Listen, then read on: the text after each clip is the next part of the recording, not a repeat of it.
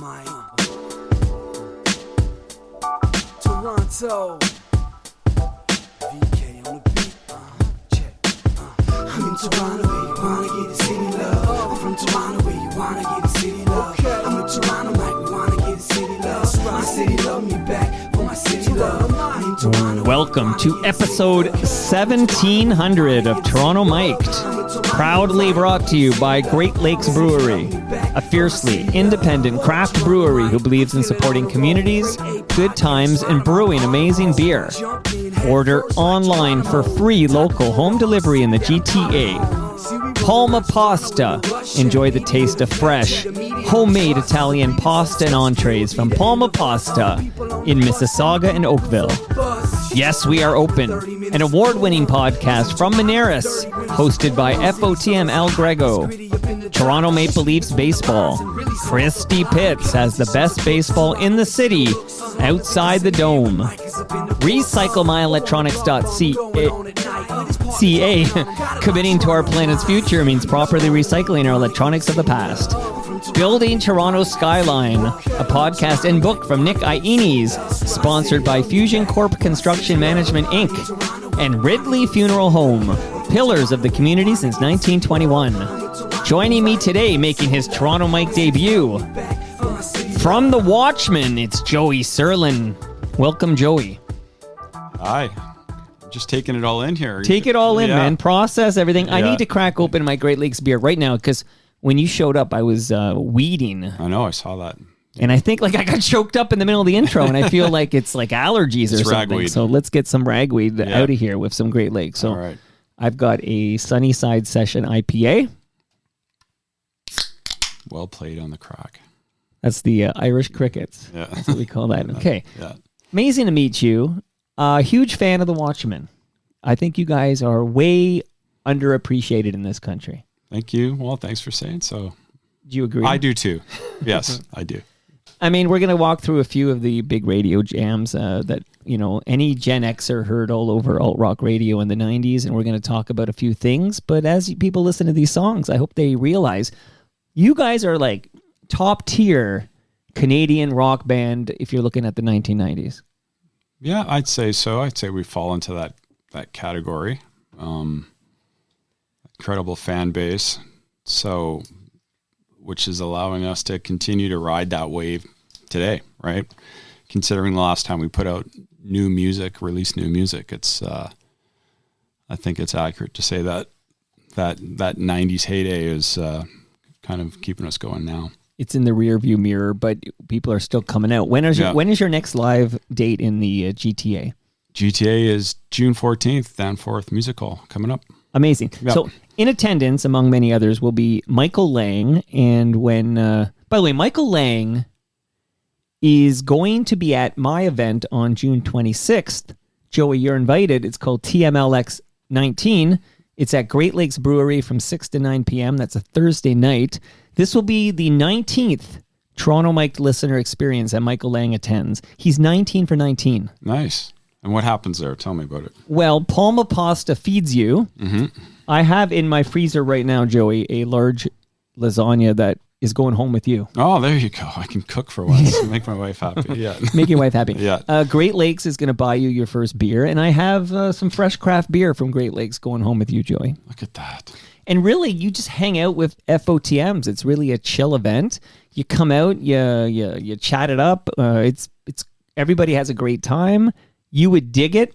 But I brought up Michael Lang not just because he's 19 for 19, but he's like the biggest Watchmen fan I know. And here's a quote from him. He goes, "I just told my sons Joey Serlin is making his Toronto Mic debut. And the older one described him as, quote, the dad of the guy from the Guelph Storm."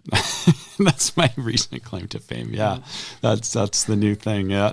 So tell us about your son. You're wearing a Guelph Storm hat. Yeah. Yeah, he's playing for the Guelph Storm currently in the OHL. He is third, going into his fourth year of major junior, and he's pursuing the dream. And we often talk about what he's going after is not, in a lot of ways, unlike what I did with music when I was at the exact same age.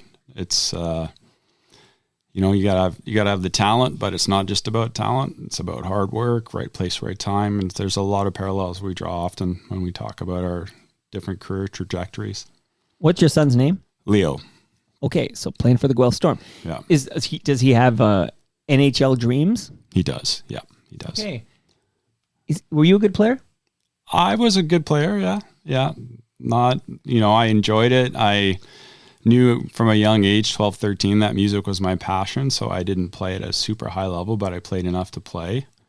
I was a different player than he is. He's a good player. He's skilled. I was a little bit, a little rougher, got into some scraps, did that kind of thing. But your elbows were up. Yes, they were.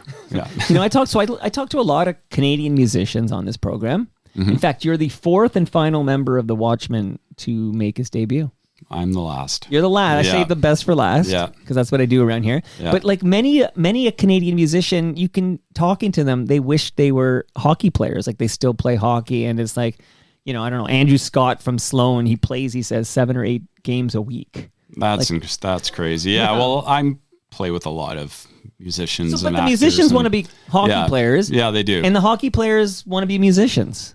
Like there's a lot of interesting yin and yang there. It is. Yeah. Yeah. There's definitely a lot of passionate musicians that are very, very passionate about hockey. And I've played in a few of those leagues. I still do. Yeah. So congrats to your boy playing for the Guelph Storm.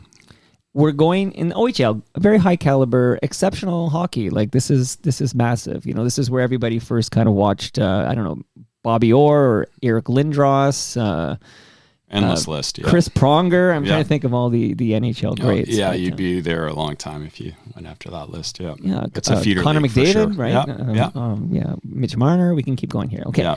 So I want to get you to Guelph, and I want to talk some Watchmen and then find out what you're up to now. But I got a nice note from a guy named Craig Clicks. And I met Craig actually at Christie Pitts. He's like a photographer, and he was taking photos of the Toronto Maple Leafs baseball team. Have you ever seen the Toronto Maple Leafs baseball team? I have, yeah. I used to live right by Christie Pitts, very close to it. So I'd, walk the dog and stop and watch some games. Well, you're going to love this book I'm giving you. So I mentioned you got the lasagna, you got the beer, you're getting a history of Toronto Maple Leafs baseball book. Look at this thing. Wow. Okay, and I'm going to be, by the way, I'm throwing out the first pitch on Sunday. I feel like you should be throwing out that first pitch. I don't know. That's intimidating. How you feeling about it? Well, I did throw out the first pitch for a game last year, and I kind of decided I'd be like, I'm going to be Dave Stieb up here. So I did a full windup, and I really let it fly, and it did one bounce into the catcher, like because you're coming off the mound, and I threw it a bit low. Yeah. So my goal on Sunday is I want to throw a strike. I know the batter would have swung and missed at that pitch I threw last year, but I want to like a called strike. So that's my goal on Sunday. You want to be in the strike zone. Now it's going to be like 40 miles an hour or something, but there's I'm going to throw a strike. That's the goal. But I bring up Craig Clicks not just because he takes pictures of the Toronto Maple Leafs baseball team, but he sent me a picture of a compilation he has. So we're going to go back to Winnipeg with this one, but it's called, can you see my screen? So it's called Rock Showdown. Oh, yes. Canada's national homegrown competition. Yeah. And he's got this. Yeah. And I guess there's a song from the Watchmen called One Man Gone. Yes. What can you tell us, for the record, definitively, what can you tell us about this compilation?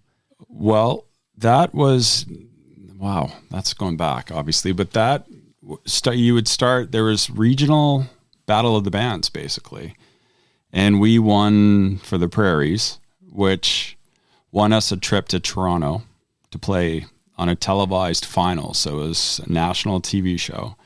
And believe it or not, Jim Carrey hosted that because he was not the Jim Carrey of household name. He was Yuck Yuck's Jim Carrey. Yeah. So he hosted it.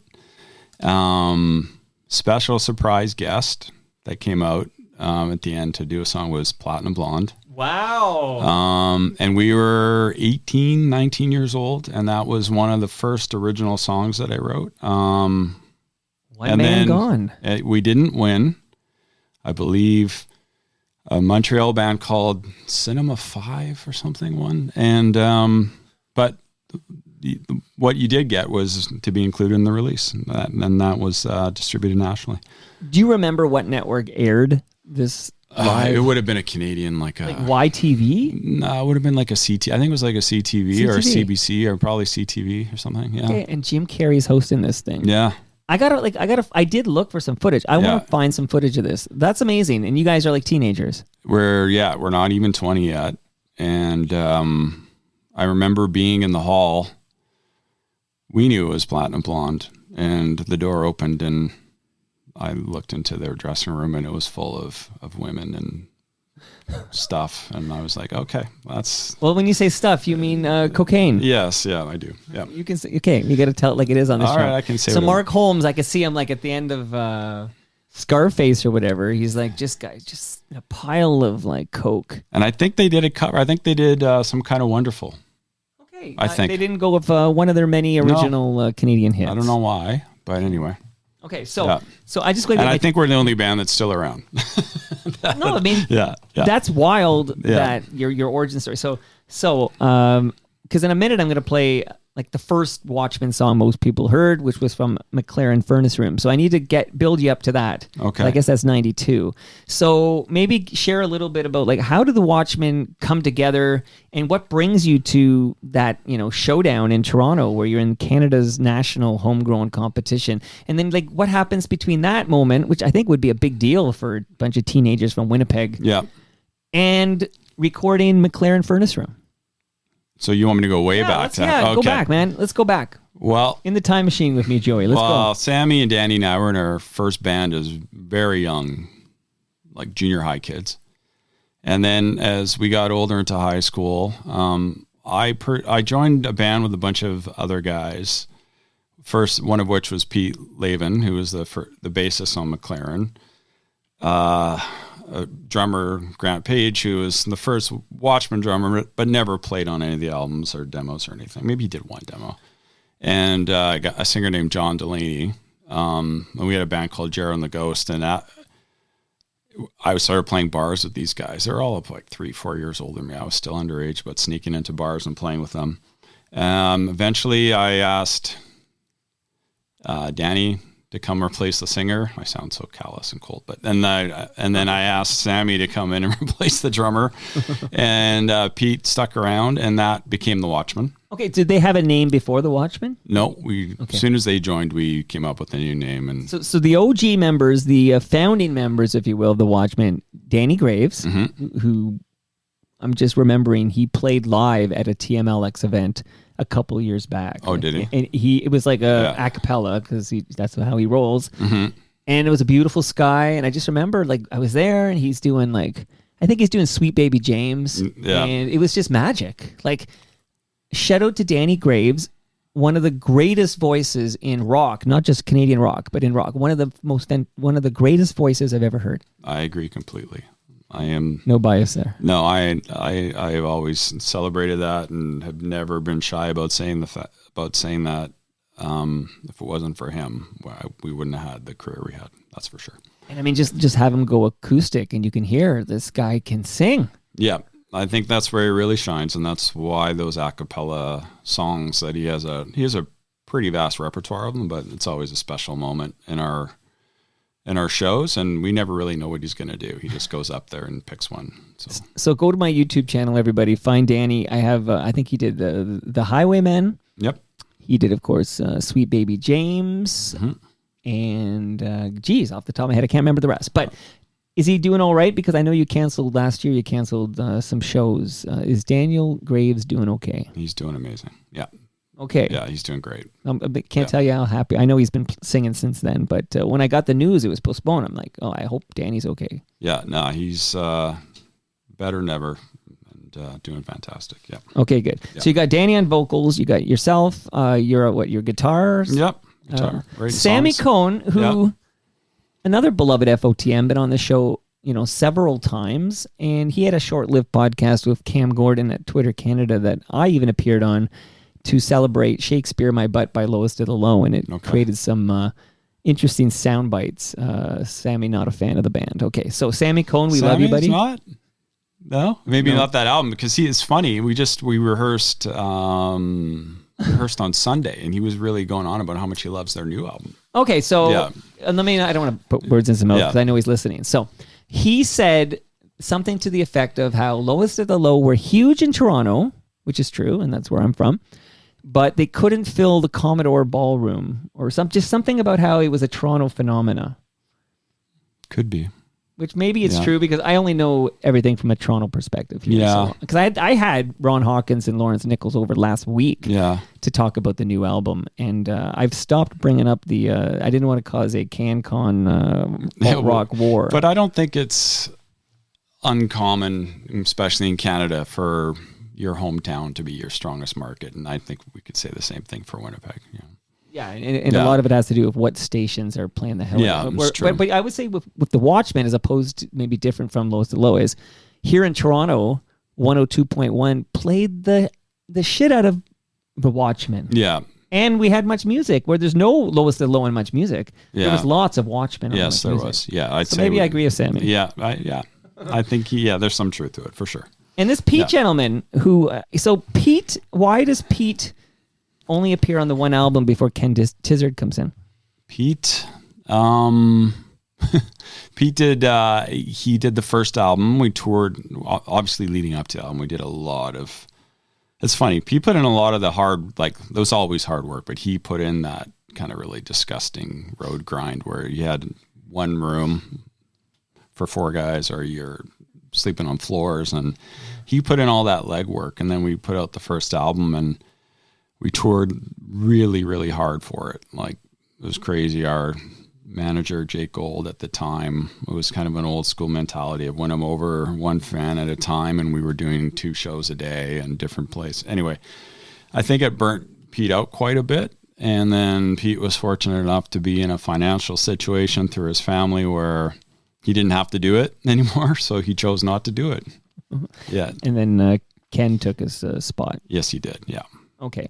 So sounds like you guys are working your butts off. And then McLaren Furnace Room, like, just how does that album get recorded? Like, you're not with Jake Gold yet. No. So I wrote almost that whole album. I think Danny wrote the lyrics on one song, and then one song musically came out of a band jam. But other than that, I wrote the whole album. So we had this collection of songs. Hey, can I play a bit of one, and then we'll pick it up again? Yeah, please. Okay. You can enjoy your coffee there. Thank you. Yeah.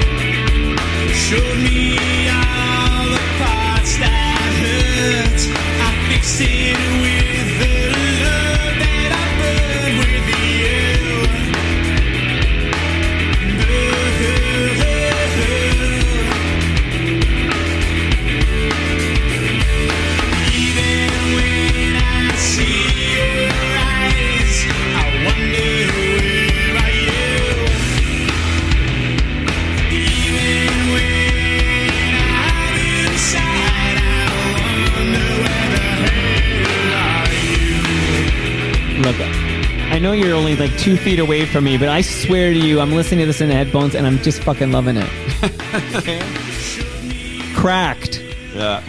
Okay, so because I want to bring in another, so FOTM is friend of Toronto Mike, and I'm bringing in, of course, Jake Gold at some point here. But before I get Jake Gold in this story, Chris Wardman's in this story. He's been on the program because he was in Blue Peter. You know this. Yes. Yeah. And he produced the album, that Chalk Circles album that gave us April Fool. Chris Wardman does a lot of great work, actually. Yeah. But please, so maybe how does Chris Wardman enter the Watchmen story? So Chris's wife, Joni, I'm trying to connect the dots. I'm going back a long time, but take your time. Yeah. So Chris, somehow she heard our demo that we had self-produced, or actually Kenny Greer produced it from Red Rider. Okay, so I think she got a demo to Chris, and Chris really liked it. He liked the songs, and we really liked Chris as well. Like, we were all, at the time, we really loved Sons of Freedom and the album Gump. We loved the bass sound. Our Pete, our bassist, kind of had a very like, similar, like, driven SVT sound. We loved his kind of raw approach to production. So Chris came to, we were in Toronto, we were doing a residency playing every Tuesday night for 4 Tuesdays in a row. And Chris came out before doors opened, and we just played all of our songs for him live off the floor at the Horseshoe. The Horseshoe, okay. And he really liked it. So I'm trying to remember if it was Jake first or Chris first. I think it might have been Jake first. Okay, this is the kind of detail I'm curious about, because the legend, I don't want to print the legend right now. The legend has it that Chris Wardman's girlfriend sees you guys at the Horseshoe Tavern in 1991. Oh, maybe that's it. Yeah, and got him to come out, and then Ralph James, who has been our agent since we were 16. I can tell you a funny story about how he became our agent, but he got Jake and Alan Gregg out too, a similar circumstance. They liked us. They signed us to a development deal and an indie. They had a label called Sumo Productions. Right. We signed to their record company, and then Chris produced it. Okay, Jake Gold, Alan Gregg, this story is legendary, but the management trust, their big client at this time is the Tragically Hip. Yeah. Okay, Alan Gregg just popped over for the first time earlier this year. Really? And it was unbelievable. Yeah. And if he ever comes back again, I'm going to make sure we do 75% of that episode about the Watchmen. Okay. Okay, that's my pledge to you. No, I always enjoyed Alan very much. Yeah, for sure. Oh, fascinating stuff. Yeah. So, Jake Gold, the management trust, Alan Gregg, this is leads to McLaren Furnace Room getting released by what, MCA? Yeah, MCA was a distribution company for Sumo. Everybody worked on spec. So Chris worked on spec. Wyndham Sound, which was a studio at the time, worked on spec. Engineers, everybody. And it ended up being a gold album, so everybody got paid eventually. What role do you think Yeah. Much Music plays in all this? Because I mentioned, it's interesting that I had Lois to Low over last week, and now I'm talking to you because I loved Shakespeare My Butt. Mm-hmm. Got a lot of radio play, a lot of 102.1 The Edge radio play, but there's no Much Music exposure for Shakespeare My Butt. But meanwhile, Cracked, which I just played, and Run and Hide, like these are videos we're watching in the early 90s on Much. Mm-hmm. Like what role does Much Music play in all? Oh, they helped. I mean, they could do in one week of video rotation could take care of easily a month's worth of touring. So between that and then getting some radio play, and then the live touring, it all kind of aligned and just led to successful indie album. Very cool. Now, at this point, does Jake have you opening up for the Tragically Hip already, or does that come like later? It came pretty quickly. They were very supportive. Came maybe a little later, but it came with a lot of regularity, and we really got to know those guys, and they were just like blowing up between the first 2 albums. And we did a lot of dates with them for Road Apples, and it was just so exciting to watch them. Yeah, you kind of had a front row seat for this meteoric rise of the we really did. We really did. If anything, the biggest challenge was not to have them influence us too much and maintain our own identity, because they were so exciting to watch, right? And there were some comparisons. I guess we had the same record company, the same management, but I like to think we're our own band, I think you're your own band for sure. There's never any pressure from like Jake Gold to be like the Tragically Hip Junior. No, never. I mean, I think he tried to implement the same blueprint from a business perspective that they utilized to blow up, i.e. all the touring and the repetitive markets and how you would go back and keep hitting the same markets over and over. But obviously they were a phenomenon and took it to a much higher level. But I think to some extent Jake tried to draw on their blueprint. Well, it only makes sense. The Hip were the most successful band in the country. That's for sure. Yeah. Okay, geez. And I can't tell. So I was a big Watchmen fan, but I saw the Tragically Hip also as often as I could. And I lost track of how many times I got to enjoy the Watchmen opening up for the Tragically Hip. Like it really became like a tandem, but I really dug it. Yeah, and they were, they were just great. I'm sure at times them again, because they could actually, they were in such a position to help so many people's careers, and I think they did, especially with another Roadside Attraction. With they had the bigger artists, but they also had a second stage where they could help a lot of bands. And I think it helped. I will say this about these two bands, the Tragically Hip and the Watchmen, is that you are like created organically from buds. You know what I mean? Like other than Ken, who comes in a bit later, like the three of you outside of Ken Tizzard, you guys are just, it sounds like you start your band together as teens or even pre-teens. Like you're super young, right? Yeah, no, there's a brotherhood there. There's a bond. I mean, I met Danny in kindergarten. And is Sammy Danny's cousin? Yep, their moms are sisters. Yeah. Okay. Yeah. All right. So you're a band out of Winnipeg. So the hip. Also, neither of you are from like massive cities. Like you're not Toronto bands or Montreal bands or whatever. Even a Vancouver band. So you got. I mean, Winnipeg's got an NHL team. I'm not saying they're Yeah. But Kingston, Winnipeg. When you're coming up in Winnipeg, so I'm going to get you to In the Trees here. But yeah. Like who are the heroes? Is it Randy Bachman and Burton Cummings? Like who are the Winnipeg heroes that you guys are emulating or looking up to? I know Winnipeg had it. Neil Young is our adopted, and I was a big fan of Neil Young. I think what the Guess Who showed you is that it was possible to break out of Winnipeg and have a music career out of Winnipeg. I don't know how much I don't think their music influenced us so much. I was a fan, but I don't think it made its way into our music. No, the Sheepdogs took it. Yeah, that's true. It's funny, Winnipeg has these eras, and then they had this kind of like 80s era with Harlequin and Street Heart, and I'd say our influences that weren't necessarily Winnipeg bands or Winnipeg artists, but we kind of they paved the way as Winnipeg being a viable place for musicians to come out of. But I think our influences were more international than that. Well, seeing a band from your city make it huge, it's similar to when I talk to the guys from Sloan and they talk about April Wine. It's the same deal. Like, April Wine is a big deal, not just here in the Maritimes or whatever. Is a huge deal all over the place. So. Similar deal. By the way, don't forget Crash Test Dummies at the time were Crash Test Dummies, massive because and they were right next to us. Yeah, and then shortly thereafter, Chantal Kreviashek breaks. Yep. She was a big deal too. Yep. Yeah. So you had a whole bunch of Winnipeg kind of popping up here. All right. So you mentioned you were the main songwriter. So when does that change? Like it sounds like that first album is almost all you writing the music. Yeah, it changed. Actually, Ken had a lot to do with it because he came in he almost in some cases played guitar on bass. So whereas Pete was very much a backbone bassist and very incredibly solid. Ken was way more melodic. And brought in riffs like, All Uncovered, which starts with the bass riff, or Lusitana. And so that led to a lot more jamming and songs coming out of just spending time together in a room as opposed to me coming in and teaching everybody a song and then they put their stamp on it.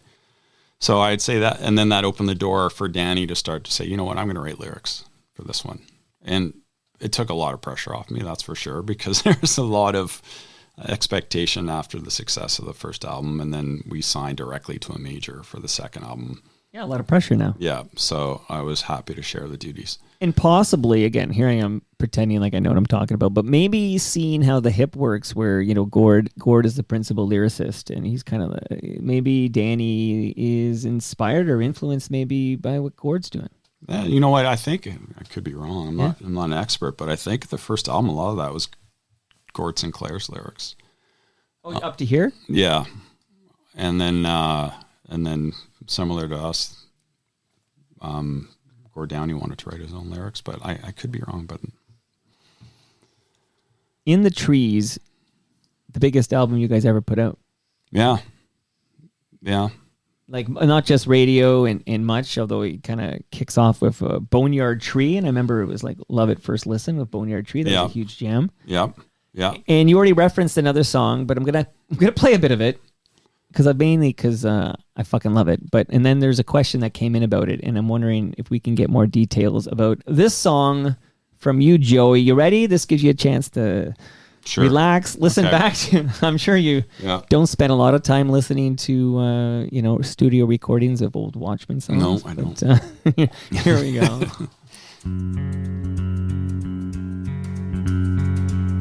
I told Sammy this is one of my favorite songs of all time. So.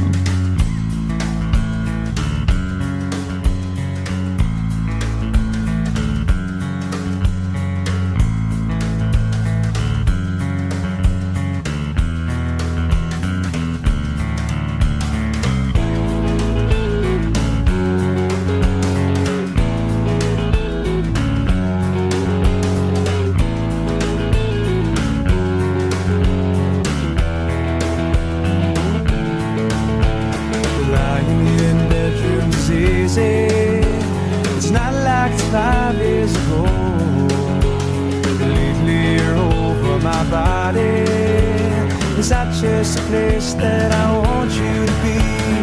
Look at the pictures you've gotten, and like signals from oncoming cars. We're covered in a cake from the last time.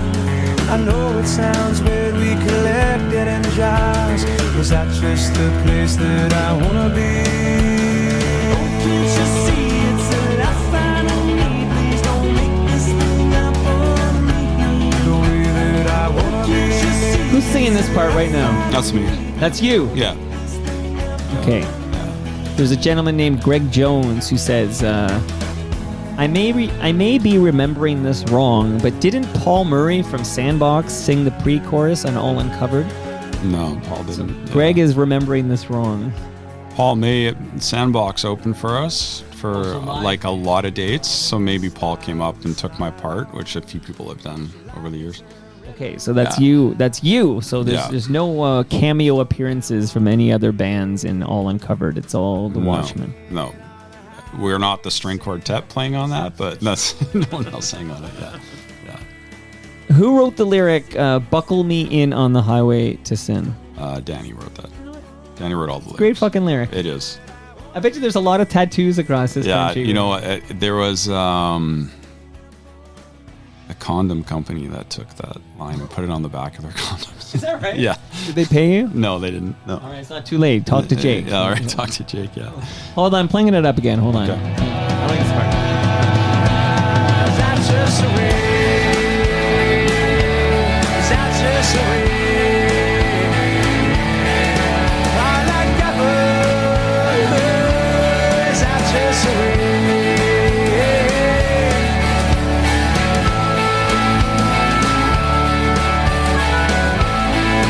Who's doing that part there? That do-do-do-do. That's Danny on a harmonica.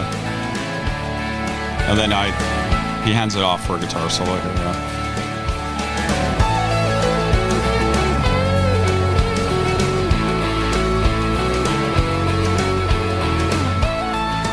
All right, so now the band has multiple songwriters at play here, and In the Trees is your big breakthrough. Yeah. Okay, when you listen back in the headphones, I'm naturally curious when you're listening to All Uncovered now. What are you thinking as you listen to this song? I'm proud of it, actually. This is one song that I'm very proud of. Whereas some of the... It's tough when you write songs when you're really young. Like some of the songs that made it onto the first album, I was 17 years old. And I mean, in some ways, maybe it's good because there's no filter and it's just kind of this unabashed output of ideas and emotions. But as you get older, those ideas are refined and more crafted. And I think this song definitely indicates that there's a maturity coming for the band. Working in a 3/4 time signature, which I think is great. I remember writing this or working on this song with the guys, and I thought this is awesome.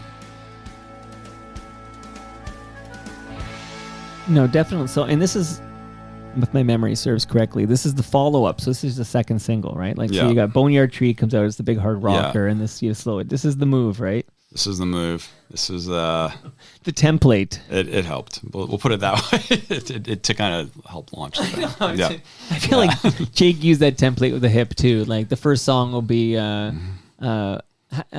Little Bones or something. Like, so I feel like Boneyard Tree is your Little Bones, maybe. Yeah, maybe. Yeah, this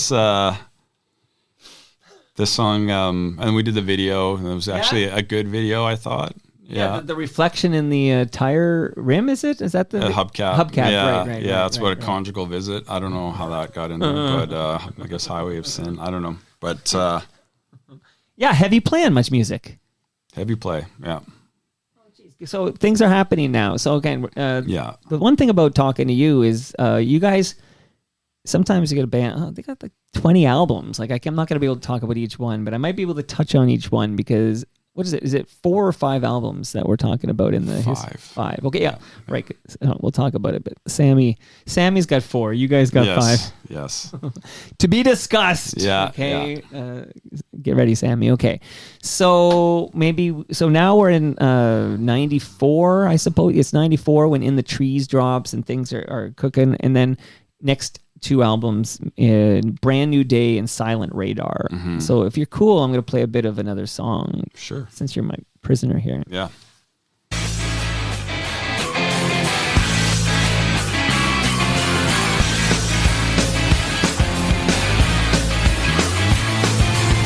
the air, the tension lingers, evident in pointing fingers. From the ride, the steam it rises in this tomb of no surprises.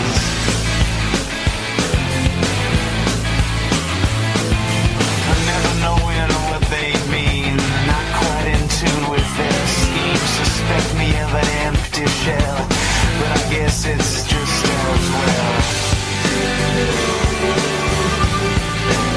What good are you? Hey, sweet perfection, sanity values. Weight of all my worries, I feed the truth I see. So plant the seed, let it run its course, of course. All right, how do I put this? So, In the Trees was a massive commercial success, your big breakthrough. Did you guys feel a lot of pressure to follow that up? I'm just wondering why this album doesn't sell as well as its predecessor. We weren't ready to do this album at all. There's a funny story that we always talk about. I think it was the Rolling Stones. They were asked the same question, and I think Mick Jagger's answer was, "Well, we had it all together. We had a great studio producer, but somebody forgot to pack the tunes." You know. It's the song. So we had this song I wrote, and we had a handful already, but Like, Shut Up was a good song. Shut Up was a good song.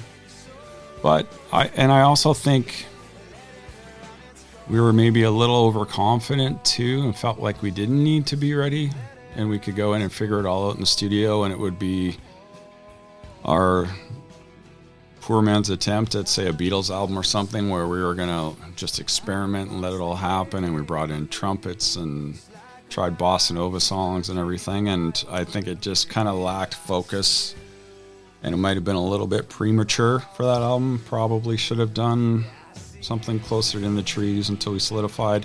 Live and learn, you know. It's there are definitely some moments. One of my favorite songs on that album is called My Favorite One, which sounds a lot like the intro to Law and Order, the TV show, but it's still a really good song, and I love Dan. It's about Danny's grandmother, and I'm proud of moments of it, but as a whole, that album kind of fell flat, and I'd be the first to admit it, you know. And you kind of talk about your hubris or whatever, that, okay, let's bring in the harps, whatever. Yeah, you know what I mean? Yeah, I know. And so Doug Olson produced In the Trees. Right.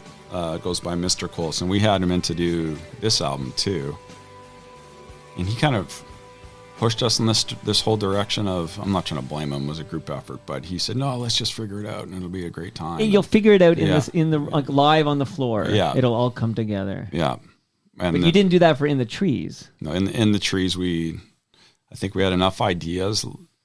We had a lot of time between, and we after McLaren, and we toured so much in McLaren that we would write on the road, and we had a lot of songs ready to go. Right. Yeah. And when you say toured a lot, we're talking like 150 gigs a year, right? Yeah, or if not more. If not more. We used to go, I think we did a tour where we were out for 3.5 months, and then we came home, and I think I was home for 3 days, and we went out again. Oh, geez. Yeah. Put in the work there. Okay. So I will say that only because it's fresh in my mind, because Alan Gregg was just here earlier in 2025, but the sub, so they had obviously, I'm telling you stuff, but Fully Completely was massive, like a big commercial success. And then the follow-up, Day for Night, Alan Gregg says he got to hear, listen to it, and he said, it's not done. It's missing the songs. Like, he was really disappointed with Day for Night. Yeah. And the guys, of course, being the Tragical Hip, are like, no, it's done. Like, that's the album. And it was kind of an interesting insight from Alan Gregg. And this is sort of the falling out of when Alan Gregg and the... So how did it do in comparison? I never really followed their numbers. I don't think it was... I mean, the two big songs are really not commercial songs. Like, it's Nautical Disaster and Grace 2. Yeah. Right? And those are songs Hip fans love. Yep. And a lot of music fans love. And those are the two songs they played on Saturday Night Live when they were on Saturday Night Live. Yeah, that's true. Because they were the two singles off the new album, which was Day for Night. But those are not... There's no intention. Courage or... Yeah, there's no intention of a radio hit there either. Right. But Fully Completely was loaded with radio hits. Well, maybe they felt the same way. They just we're going to do what we want. Yeah. At this point. But do you ever have any interference from the good people like Jake Gold? Although that wouldn't be Jake's, it would be Alan Gregg, I suppose. So I'm trying to think timeline. Is Alan Gregg still around? Because he kind of departs earlier. But any pressure to write a big Much Music hit, write a big radio hit? No, I wish somebody would have said something. That's funny, because a lot of times it's like even Sloan. I'm bringing up the same bands because they're top of mind because they were just over. But this Coax Me, what's that album called again? Twice Removed. Yeah. No, Twice Removed. The studio, I think it was DG. What is the initials for Geffen there? DGC. Yeah, that's it. Yeah. They are like, we're not putting this out. Like, you have to record this again. They literally, came from Andrew Scott earlier. He said that they asked the band to re-record Twice Removed because they wanted another Smeared. And I just wonder, where the line is between artistic integrity and we need to sell tickets, and especially back in the 90s, you need to sell CDs. I know. Yeah, it's maybe it was the time, but there was not a lot of pressure. Maybe they thought they had the singles that they needed with Incarnate and Shut Up, and then you guys in Zoom, maybe, and then you guys can do what you want with the rest of it. Back in the 90s, I'm going to give a history lesson to the kids. You really could sell a lot of albums with 3 singles. Like, I'm thinking of Avril Lavigne. Like, Avril Lavigne had 3 hits, and how many copies of, what was it called, Let's Go or whatever? Yeah. Like, 3 solid radio Much Music singles can carry an album. Yes, and maybe that's why they thought we could do that. But at the end of the cycle, they weren't happy, I'll tell you that. You got a Juno nom, right? Yeah, we did. Yeah, which is nice. Yeah. Have you ever won a Juno? I have never. Well, no. Once again, the Hip always won every time. Every time we were nominated, they would win. Every time you're nominated for a Juno, the Tragically Hip wins it. Yeah. Oh, yeah. I'm thinking of all the. You get a great tennis player or something who has to play in the same era as Roger Federer or something like that, and it's like, that's just. I was producing a band up at the Bathhouse, the Hip Studio in Kingston, and they had this big... What band, by the way? They were called the Populars. They're a good power trio. And right in the mix room was a framed Juno presentation thing, and we were there as the nominee. It's an honor to be nominated. Honor to be nominated. Or the good one is, I used to always say, I don't care if I win. Until you win. Yeah. Same here. I am like, who gives a fuck about a goddamn Grammy? Like, I don't want to win an award, but if I ever won one, I'd probably put it on every social media channel. Exactly. Maybe I'd issue a press release or something. Yeah. Prestigious award won by Toronto Mike. All right, I'm also a Pearl Jam fan. Not a Canadian band though, but Adam Casper. Okay. Yeah. So you bring in Adam Casper to produce Silent Radar, right? Yes. Right? Okay. Yeah. New label. because of how everything went with. Yeah, that's the real talk. What happened there? So they were underwhelmed, if that's a word. No, I think they were too. I think it was, Brand New Day didn't do what everybody had hoped, us included, and we parted ways with MCA at the time. And EMI jumped in pretty quickly and signed us. It's nice to have options. Yeah. But once again, actually, no, that's the next album I'm getting. Well, here, let me get to a song from this album here. So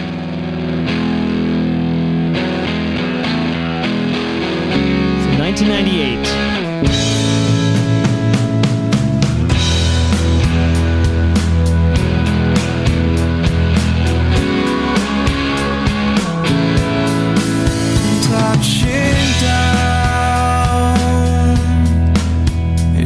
Frozen town. Look around. I grew up, I fell down. Nothing changes at the red lights.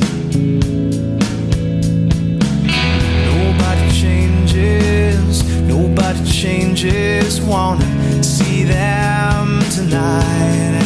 Everybody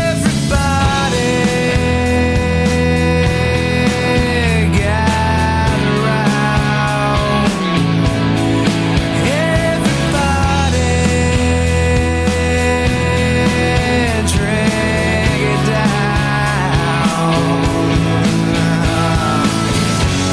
I'm feeling like a one-legged man, always made to take a stand.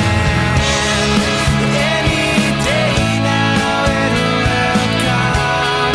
Any day now it will come. Any day now it will come.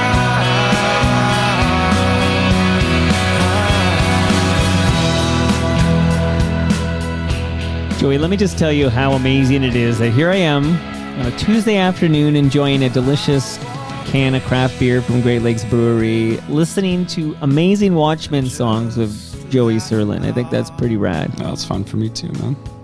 Any Day Now is, not the first single. So Stereo is the first single, but let's hear you talk just maybe a little bit about working with Adam Casper and about how this album is received. So when we changed labels to EMI, we had the ability to meet with a number of producers, Adam being one, and without getting into some of the other producers' work, because they were all equally as great, we connected with Adam right away. And we're obviously fans of his work. I'm also a Pearl Jam fan. He was the guy, so label was good with it. We went out and recorded it at Pearl Jam Studio Litho in Seattle. What's that like? That's great. It's just a converted warehouse.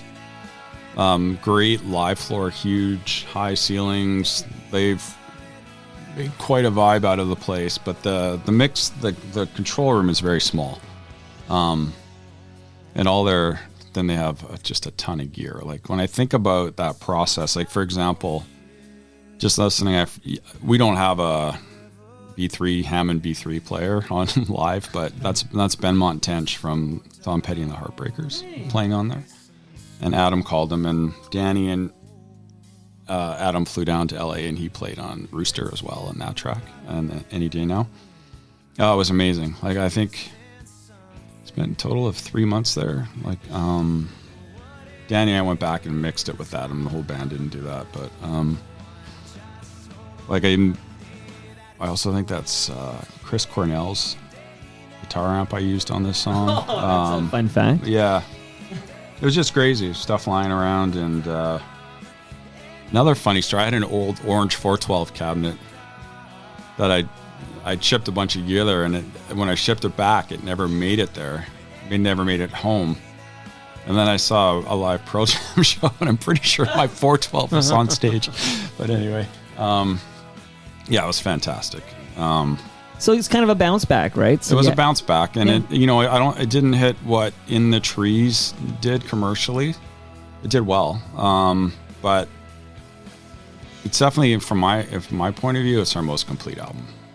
Yeah, in terms of songwriting, sonic quality, production, it's just everything kind of aligned there from a creative perspective. I mean, you still hear stereo all the time on alt rock radio. I mean, that was such a big opening. That's again a hard kind of opener, and then you got Any Day Now. You can cool it down for the second single, but also a great jam. Yeah, this album's great, and these are also more Much Music videos. We all watched the stereo and Any Day Now, and this album sells more units than the previous album, so everybody's happy here. Yeah.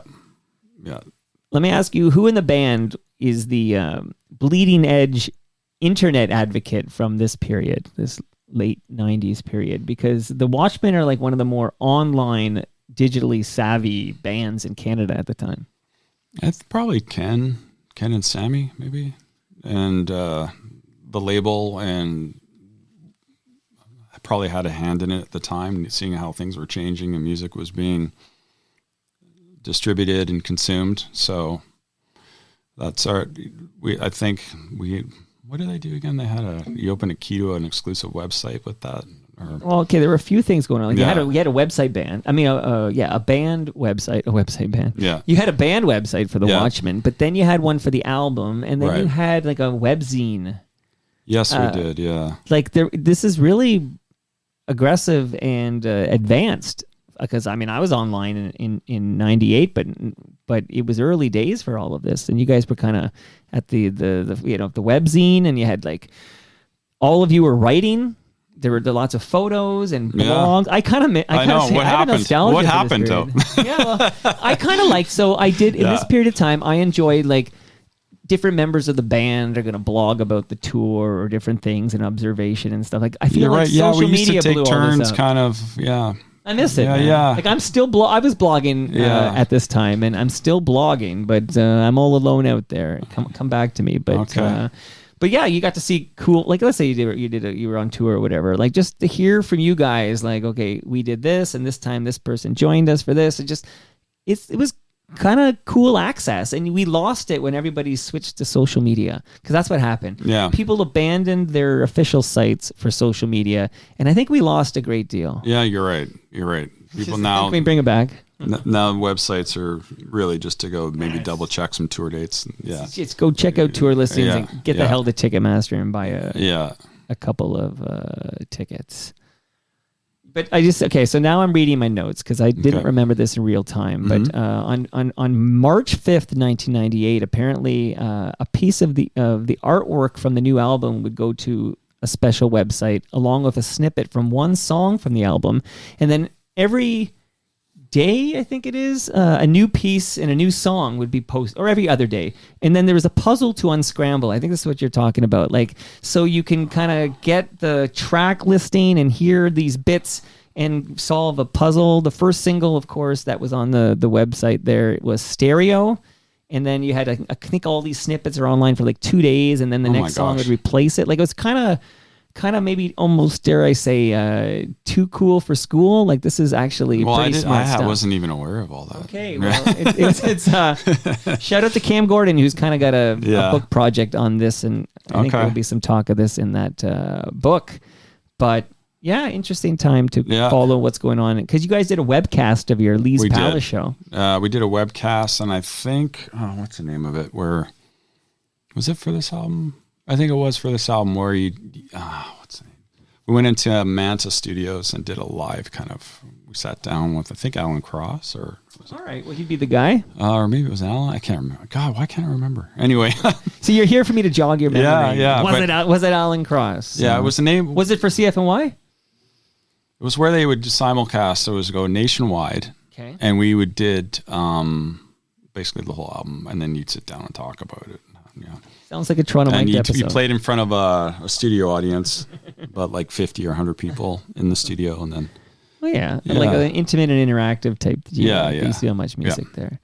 Hey, so currently, meaning in 2025, one of the many podcasts I produce is the Humble and Fred podcast. Okay. And they do have like memorabilia from their many years on 102.1 when they were the morning show throughout the 90s. And they have like posters and stuff. And they have a Humble and Fred Fest poster. This is an event that was at Fort York in 1999, and you guys were the headliners. Oh, cool. Do you remember playing Humble and Fred Fest at Fort York in 1999? One of the 10,000 shows you've played as the Watchmen.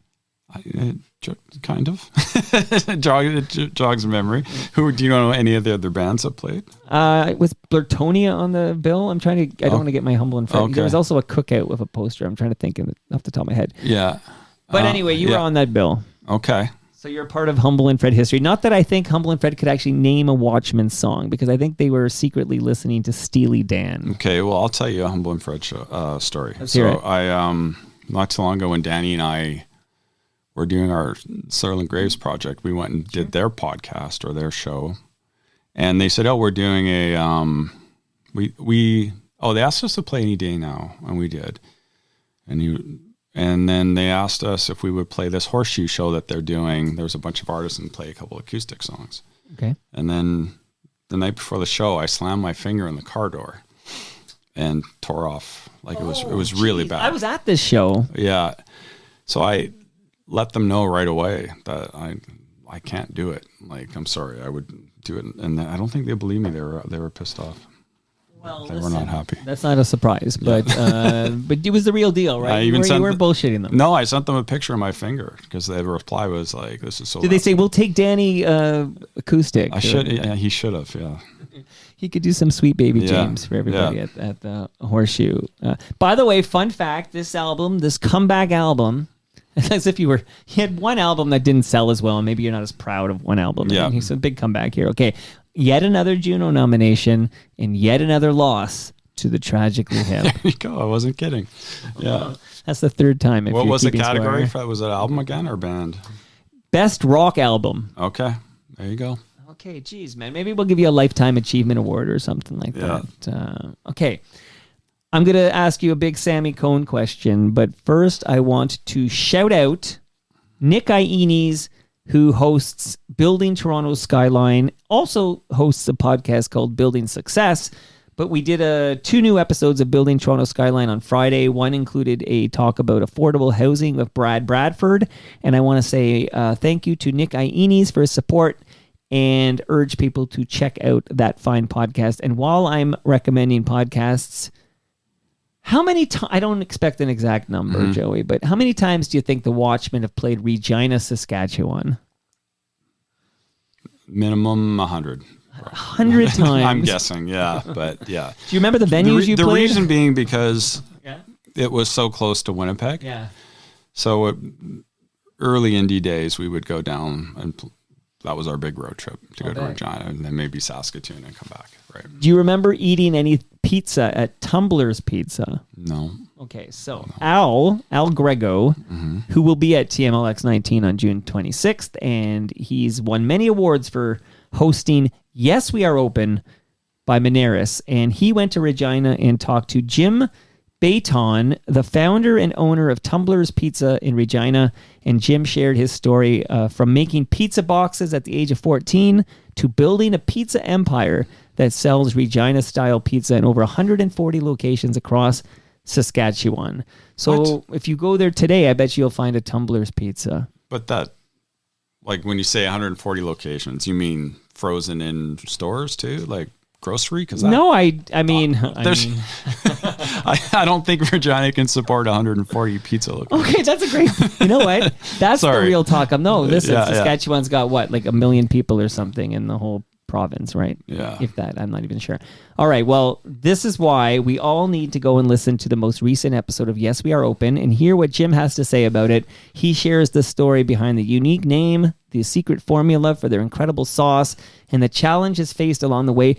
Let's find out, is it possible that there are over 140 locations of Tumbler's Pizza across the province of Saskatchewan? Joey is skeptical, and you should be. I don't want to just. I'm not trying to take anything away. You're not calling Jim a liar. No, I'm not. No. You're just questioning it aloud. Just questioning the math. That's healthy, really actually. Impressive. Maybe it's available, like to buy at, say, all of the Safeways. No, maybe. Do they have Sobeys in Saskatchewan?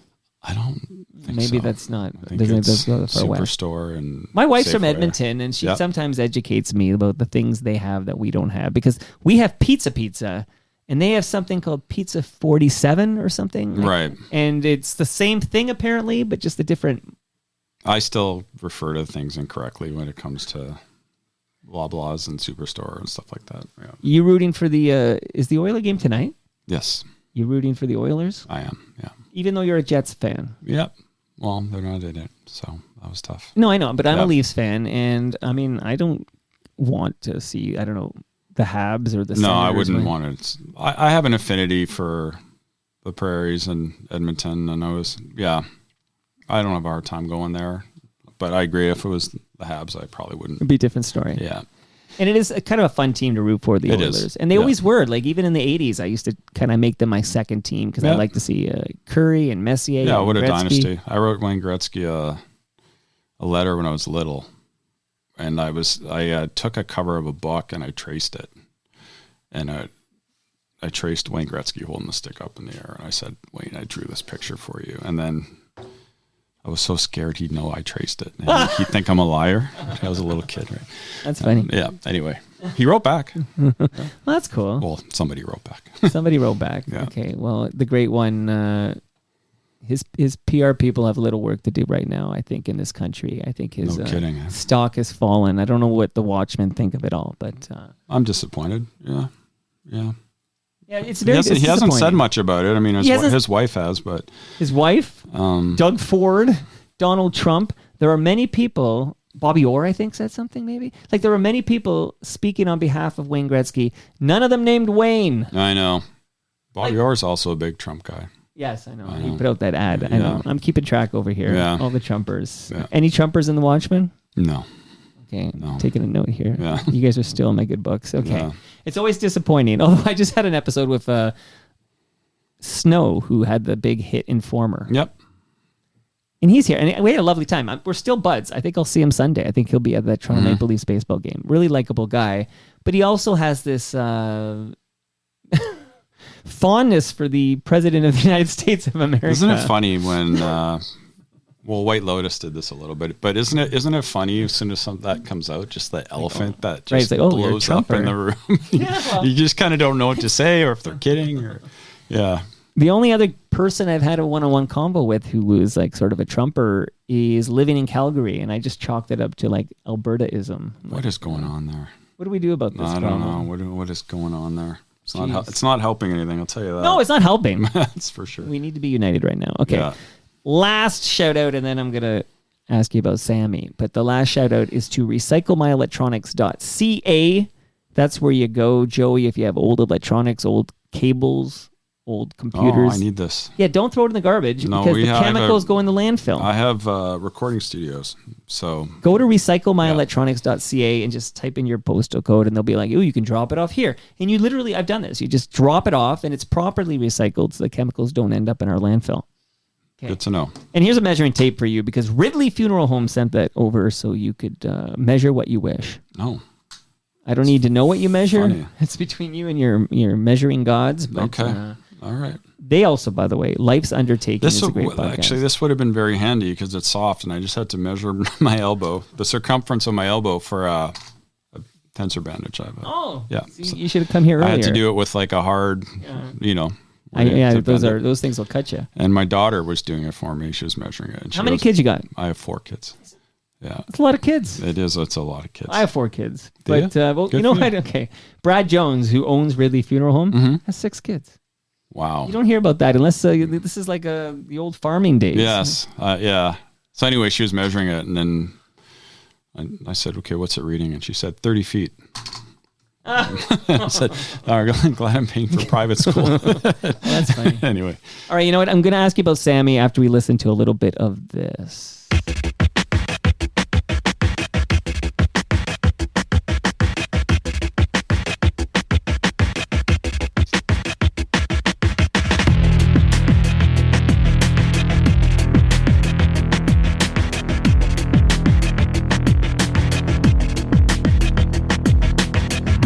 I see that you mean it. I see that you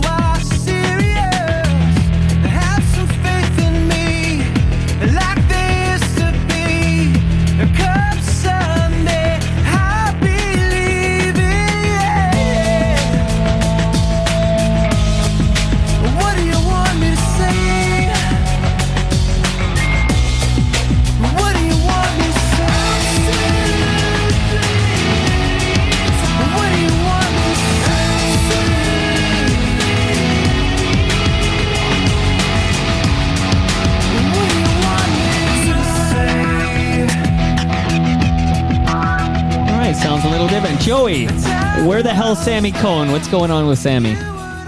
Well, he's not on that, I'll tell you. We parted ways with Sammy right during the writing process for this album. We wanted to go in a different direction, which is evident on that recording. We were being influenced by electronic music, Massive Attack, different bands, and we wanted to integrate into the music. And Sammy, as a drummer, would naturally maybe feel not as comfortable about that direction, and so we agreed to disagree and move on. Do we call this artistic differences? We do, and there was business differences which we don't need to get into, but so we just decided to move forward without him. And it's all programmed drums on there, which you know what, it's obviously we've gotten back together and worked out things, and I hear we do this song, for example, and I prefer it with him. So well, I think a lot of Watchmen fans would rather hear you guys have a drummer. Yeah, well, we had a drummer when we toured. We got a drummer named Ryan Ahoff. He was a touring drummer, really fantastic drummer, but the band is so much better with Sammy in it. We have a sound with Sammy. He's a phenomenal drummer. He's a pocket drummer. I think he and I, in a lot of ways, are kind of the rhythm section. Like, I'm so anchored to what he does in his playing and his accents, and I really work off of him, and we're really syncopated from a guitar drummer perspective. So great song, and there were some great songs in the album, and it's fine. It was a different process after Silent Radar. The label really wanted to ensure we had the songs before they would greenlight the funds for the next album. Right. But yeah, I wish, one of my biggest regrets is that Sammy's not on this album, that's for sure. And this is the final studio album by the Watchmen. It is, yeah. And the album's called Slow Motion, but you tie it to a greatest hits package, right? So you got to buy 2 CDs, like a 2 CD set. It was a double CD, yeah, with I think the greatest hits package had a remix of Stereo on it. Right. Which the producer of the new stuff, Reese Fulber from Frontline Assembly, and he remixed Stereo. Did you know that Slow Motion was ineligible for the Juno because it had too much repurposed older material? I did not. It didn't satisfy the criteria as a new album because, I don't know, X% of it was actually, like all uncovered and greatest hits stuff. I did not know that. That's why you didn't lose to the Hip that year. I know. And it went gold, and the label never gave us our plaques. So a couple of years ago, I surprised the guys because it was certified. So it was easy to get them made. I had them made and surprised them on stage and gave it to them as a gift. So in 2003, that's cool that you did that. Now in 2003, the Watchmen break up. So just definitively for the record, Joey, why did the Watchmen break up in 2003? Burnout, just lack of inspiration, lack of new material. We just couldn't do it anymore. It was time? It was time, yeah, for sure. And then it was tough. It was a lot of relationship issues at the time. We'd been just like together for so many years and constantly, the way Danny says it, in each other's pockets, right? So everyone wanted to kind of branch off and have independent lives, and then we all started to have kids. I remember coming home from a tour, and my first daughter was walking, and I missed it, and I just was enough, right? Yeah, I hear you. It makes sense. So tell me, what do you do after the Watchmen, when the Watchmen break up in 2003? I've got some cool names you're working with, but let's hear it from you. What did you do to spend your time? Well, I actually thought I was going to do an album with Danny, but he decided to go in a different direction and really and I don't, at the time I was pissed off about it, but. Is this Doctor? Yeah, it was. So we were supposed to do something, and he did. He told me, you know what, I'm going to do something else. And I get it. That was his opportunity to try something else completely. It would have been, a lot of similarities to do another album with me at that point. So But what it did, it really forced my hand to figure out my next chapter. So in a lot of ways, I'm grateful that whether it was intentional or not, he forced me to figure things out. So I started to write. I did a lot. I wrote music for film. I did music for video games. I wrote some songs for some Canadian Idol winners. I co-wrote a song with Randy Bachman and Simon Wilcox for a Canadian Idol winner. And then... and these winners are Ryan Malcolm and Kaylin Porter. That's right. Yep. And Kaylin, I'm remembering now, I'm thinking back at the time, a little bit like a young Wayne Gretzky. Yeah. Right? Yes. A little bit undersized, but... so is Gretzky kind of. Yeah, that's what I'm saying. You just need Dave Semenko to be on his wing. Yeah. So we did that, and then I got into starting to write for advertising, and then that really put me down a path of getting into that, like having a post-audio company, and I started a company which has really grown. And this is Vapour Music? Yeah. Okay, so you gotta give us the name here, Vapour Music. Vapour Music, yeah. We've got a really talented group of people working there, and 5 studios in Toronto. We got a studio in Vancouver. And we've branched off. Now we have another company called Long Division. We do a lot of animated kids shows. We have music supervisors that do live action film and television. And so now you're making some money. Yeah, that's how I have 4 kids. Yeah, yeah. Oh, geez. I got some. So I know. I mean, I'm doing a little work on what Vapour's up to and what you're doing. You mentioned these international commercials and these brands. Okay, man, these are some of the biggest brands in the world. Like Budweiser, Coca-Cola, Nintendo, GM, Nissan, Chrysler. These aren't, with all due respect, this isn't, Great Lakes Brewery, Palma Pasta. These are some huge brands that you worked with. Like, are there any music from any ads for any of those brands that you are responsible for that many listeners might actually recognize? Yeah. Yeah, a lot of the commercials you see on TV, my company did it. Like whether it's during hockey games or watching TV. Yeah, we do. We have as they say, a large market share. Yeah. Vape, and you're a partner with Vapour Music. Yeah. I'm the owner. My wife and I own it. Wait, okay, so partners underselling you. You are a founder of Vapour Music. Mm-hmm. Look at you. I know. Look at that. That's why I had to turn. I had no idea. That's why I had to turn my phone off for this interview. Yeah. You can see this. And the father of a Guelph Storm. What position does your son play? He's right wing, but they used him at center last year. Yeah. And 3 daughters. Yeah. Well, like I said off the top, Michael Lang's kids following his career. Yeah, I think he's even shared photos of like Serlin on the ice. It's like, do you know who this guy's dad is? Pretty cool. Okay. Actually, I'll tell you a story. I'll send it to you after. There's a guy named Sean Ferfaro. He's like the TV guy for the Kitchener Rangers, and he interviewed my son between periods. I've seen it because lines of Watchmen titles of songs by the Watchmen are it was really clever. Very clever. Yeah. Any day now you'll Any day now you might Very clever. I have seen this. Absolutely. Yeah. That's very cool. Okay, so Vapour, I'm going to play one last song here, but sure. Vapour's still a going concern. This is your full-time gig, feeding 4 kids, and we know how expensive hockey and everything is. Mm-hmm. I know this better than anybody. But we'd be remiss before we close the Watchmen chapter. We mentioned you're coming to the Danforth Music Hall in June. Yep. So you have reunited.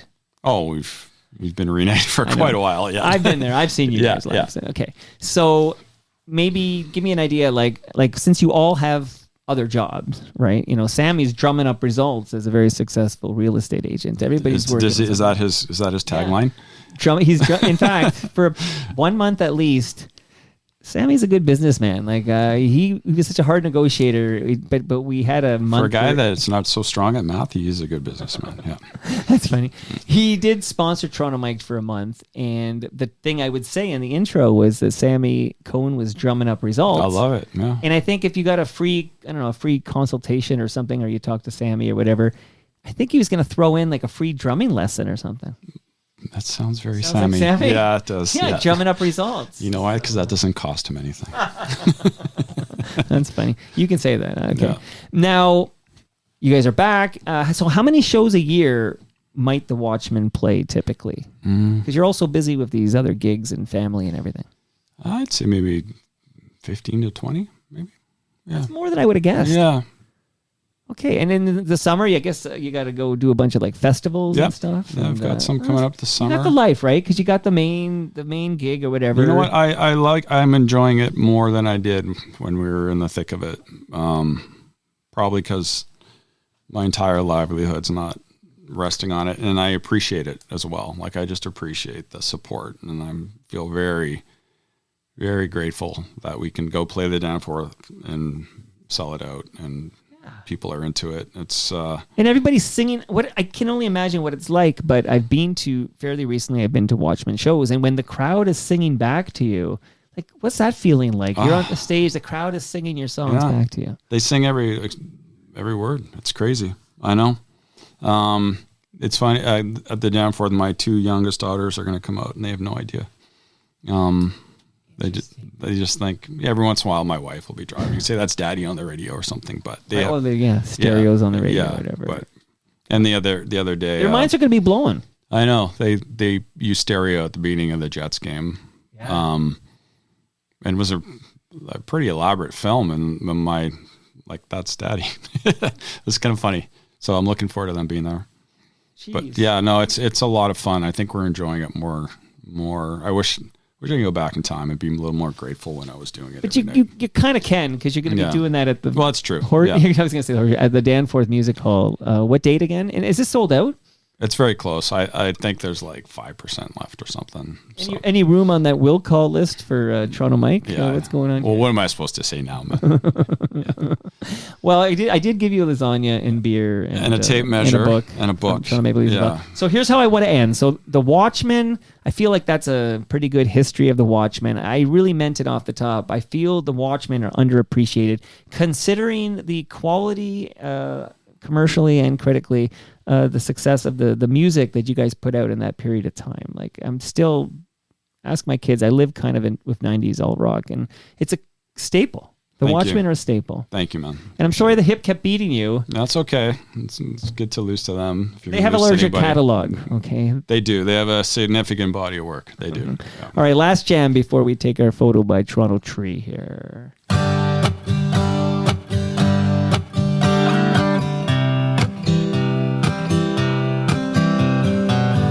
How did I get here? How did this fall on me? I should have kept my hand down. Now I'm seeing things I can't unsee. I've grown so weary, and I just can't buy a rest. I should just walk away, but I can't leave this mess. So I'm calling out to the one I love to rescue me. Now I'm seasick and I just wanna go. The waves are crashing over me like 1,000-year-old stone. So smooth out my rough edges and hear all my confessions. Let the endless sea just carry me back to what I should have known. I can't make it alone. I wanted to close with some Serlin Graves. So maybe share a little bit about how, you and Danny hooked up for this album, Sad Songs for Sale. I just wanted to let the beat drop at first. Well, you're the conductor, man. I do as you wish. Absolutely. One of the reasons that I think the band stopped, or why I stopped, I just stopped writing songs. I don't know what. Just creatively, I just kind of dried up in that way, and I became, I think, very good at my craft in terms of recording, probably because of what I do for a living, but I didn't write songs for a long time. And then somewhere in and around COVID, all of a sudden I started to just out of nowhere write a lot of songs, like complete full lyrics songs that are on that album that I wrote in 10 minutes, and I hadn't had that kind of output, say, since like writing Any Day Now or something. Interesting. So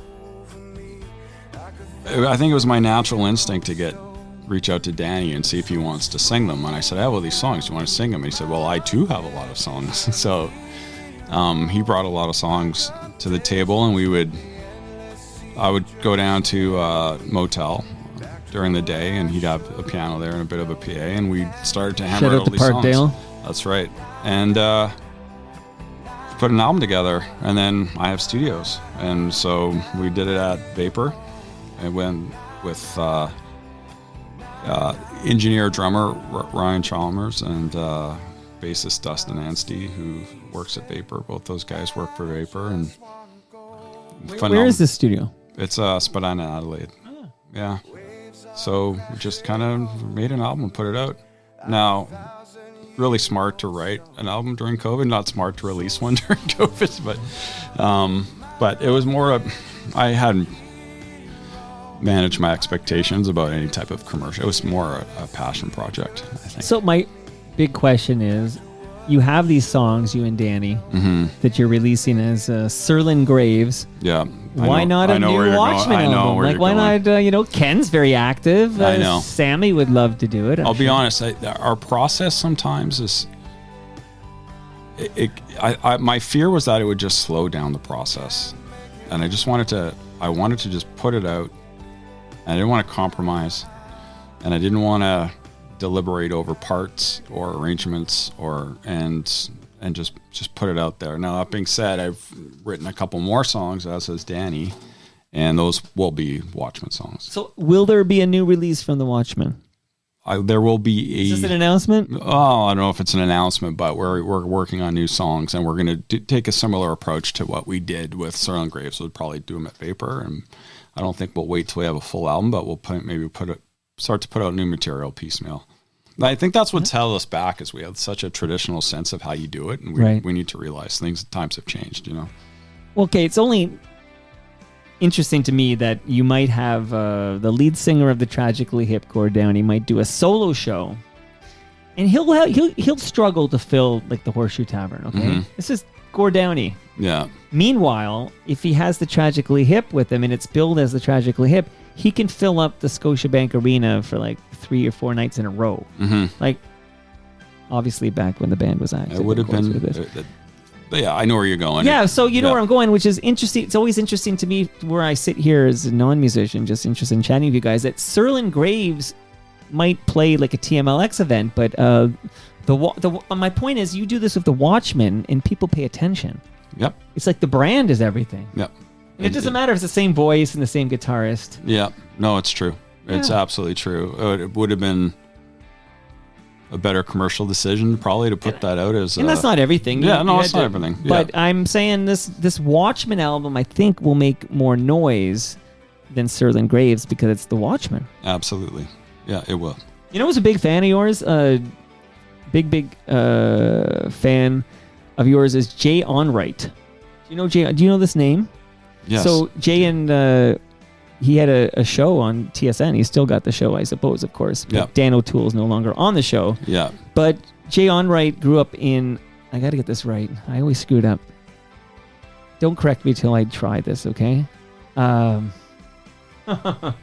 It's in Alberta. It's near Edmonton. It starts with an A. What word am I trying to say? Athabascar? No, that's terrible. It's not where Nickelback's from, is it? No, they're from Hannah, Alberta, yeah. I think. This is, I'm going to have to Google this one. Just Google it. Terrible that I'm struggling in the final words here. You know what? I don't That's edit okay. these things. So you don't want to leave things. So he's from, this is a long-winded way of me telling you, he's from Athabasca. Oh, you're right. Don't doubt yourself. I think I was right, but when I said it out loud, it sounded made up to me. But Athabasca, Alberta, huge fan of the Watchmen. So I just popped in my head as I was saying goodbye to you. But you were amazing. There's many fans, and I would love to see you at the Danforth Music Hall. And just let us know. Thanks for doing this. I've now completed the set. I know. I don't know what that gets me, but I have every member of the Watchmen. But there's still one member who didn't visit the basement. Ken actually. He wouldn't fit down here, man. Maybe that's why. Yeah, it's Maybe too we have tall. to record a episode of everybody backstage at the Danforth Music Hall. But thanks for doing this. Oh, thank you. It was a lot of fun. It was a trip. And I apologize to Jay Unright that I could not confidently say Athabasca. But I'll get it right next Okay, time. you fixed it. I fixed it. And that... Oh, by the way, what do you think about the number 1700? That's a round number. Your episode 1700. I like it. I like it a lot. That brings us to the end of our 1700th show. Go to torontomike.com for all your Toronto Mike needs.